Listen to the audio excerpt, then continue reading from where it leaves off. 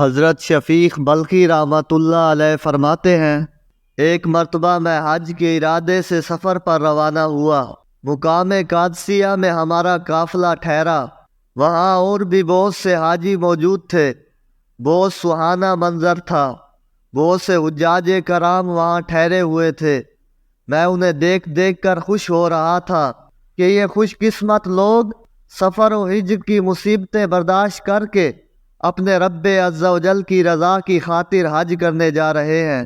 میں نے اللہ عز و جل کی بارگاہ میں عرض کی، اے میرے پروردگار، یہ تیرے بندوں کا لشکر ہے، انہیں ناکام نہ لوٹا، بلکہ حج قبول فرماتے ہوئے کامیابی کی دولت سے ہمکنار فرمانا۔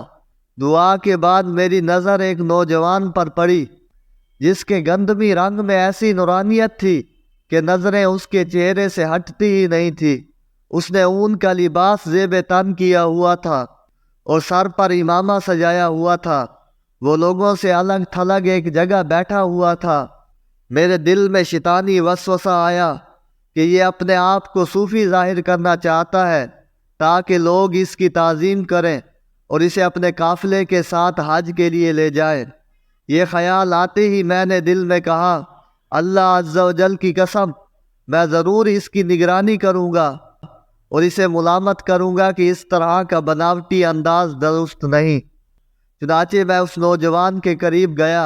جیسے ہی میں اس کے قریب پہنچا، اس نے میری طرف دیکھا اور میرا نام لے کر کہا، اے شفیق، اور یہ آیت مبارکہ تلاوت کرنے لگا، بہت گمانوں سے بچو، بے شک کوئی گمان گناہ ہو جاتا ہے۔ اتنا کہنے کے بعد وہ نوجوان مجھے چھوڑ کر رخصت ہو گیا۔ میں نے اپنے دل میں کہا، یہ تو بہت حیران کن بات ہے کہ اس نوجوان نے میرے دل کی بات جان لی اور مجھے میرا نام لے کر پکارا، حالانکہ میری کبھی اس سے ملاقات نہیں ہوئی۔ یہ ضرور اللہ عز و جل کا مقبول بندہ ہے۔ میں نے خواہ مخواہ اس کے بارے میں بدگمانی کی۔ میں ضرور اس نوجوان سے ملاقات کروں گا اور معذرت کروں گا۔ چنانچہ میں اس نوجوان کے پیچھے ہو لیا، لیکن کافی سفر کے بعد میں اسے نہ ڈھونڈ سکا۔ پھر ہمارے قافلے نے مقام واقصہ میں قیام کیا۔ میں نے اس نوجوان کو حالت نماز میں پایا۔ اس کا سارا وجود کانپ رہا تھا اور آنکھوں سے آنسو جاری تھے۔ میں نے اسے پہچان لیا اور اس کے قریب گیا تاکہ میں اس سے معذرت کروں۔ وہ نوجوان نماز میں مشغول تھا۔ میں اس کے قریب ہی بیٹھ گیا۔ نماز سے فارغ ہونے کے بعد وہ میری طرف متوجہ ہوا اور کہنے لگا، اے شفیق، اور پھر آیت کریمہ تلاوت کی، اور بے شک میں بہت بخشنے والا ہوں اسے جس نے توبہ کی اور ایمان لایا اور اچھا کام کیا، پھر ہدایت پر رہا۔ اتنا کہنے کے بعد وہ نوجوان پھر وہاں سے رخصت ہو گیا۔ میں نے کہا، یہ نوجوان ضرور ابدالوں میں سے ہے۔ 2 مرتبہ اس نے میرے دل کی بات کو جان لیا اور مجھے میرے نام کے ساتھ مخاطب کیا۔ میں اس نوجوان سے بہت زیادہ متاثر ہو چکا تھا۔ پھر جب ہمارے قافلے نے مقام رحال میں پڑاؤ کیا تو وہی نوجوان مجھے ایک کنویں کے پاس نظر آیا۔ اس کے ہاتھ میں چمڑے کا ایک تھیلا تھا اور وہ کنویں سے پانی نکالنا چاہتا تھا۔ اچانک اس کے ہاتھ سے وہ تھیلا چھوٹ کر کنویں میں گر گیا۔ اس نوجوان نے آسمان کی جانب نظر اٹھائی اور عرض کی، اے میرے پروردگار، جب مجھے پیاس ستاتی ہے تو ہی میری پیاس بجھاتا ہے، جب مجھے بھوک لگتی ہے تو ہی کھانا مجھے کھلاتا ہے۔ میری امیدگاہ بس تو ہی ہے۔ اے میرے پروردگار، میرے پاس اس تھیلے کے علاوہ اور کوئی شے نہیں، مجھے میرا تھیلا واپس لوٹا دے۔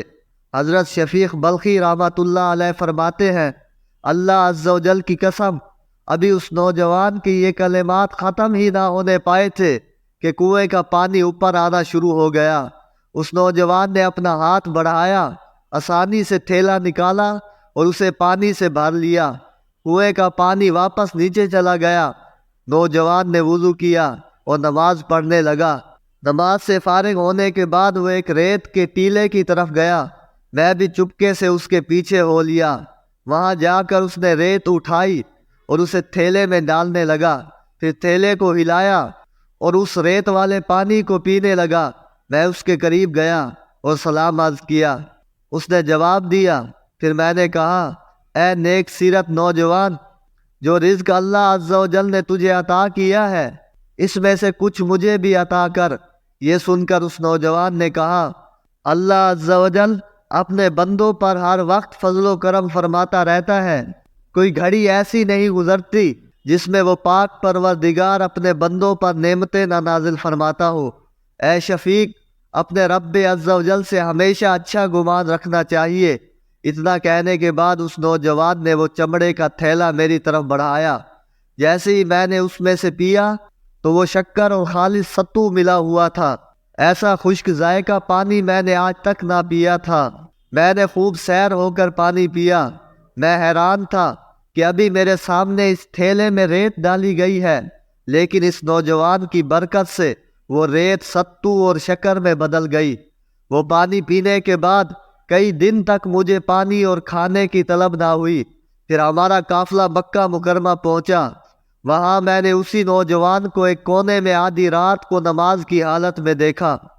وہ بڑے خشوع و خضوع سے نماز پڑھ رہا تھا، آنکھوں سے آنسو جاری تھے۔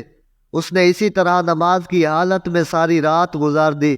پھر جب فجر کا وقت ہوا تو وہ اپنے مصلے پر ہی بیٹھ گیا اور اللہ عز و جل کی حمد و ثنا کرنے لگا۔ فجر کی نماز ادا کرنے کے بعد اس نے طواف کیا اور ایک جانب چل دیا۔ میں بھی اس کے پیچھے ہو لیا۔ اس مرتبہ میری نظروں کے سامنے ایک حیران کن منظر تھا۔ اس نوجوان کے ارد گرد کئی خدام ہاتھ باندھے کھڑے تھے اور لوگ جوک در جوک اس کی دست بوسی اور سلام کے لیے حاضر ہو رہے تھے۔ میں یہ حالت دیکھ کر حیران و پریشان کھڑا تھا۔ پھر میں نے ایک شخص سے پوچھا، یہ عظیم نوجوان کون ہے؟ اس نے جواب دیا، یہ حضرت موسیٰ بن جعفر ہے، جو حضرت امام حسین رضی اللہ تعالیٰ عنہ کی اولاد میں سے ہے۔ میں نے کہا، اتنی کرامات کا ظاہر ہونا اس سید زادے کی شان کے لائق ہے۔ یہی وہ ہستیاں ہیں جنہیں اللہ عز و جل نے اتنی کرامات سے نوازا ہے۔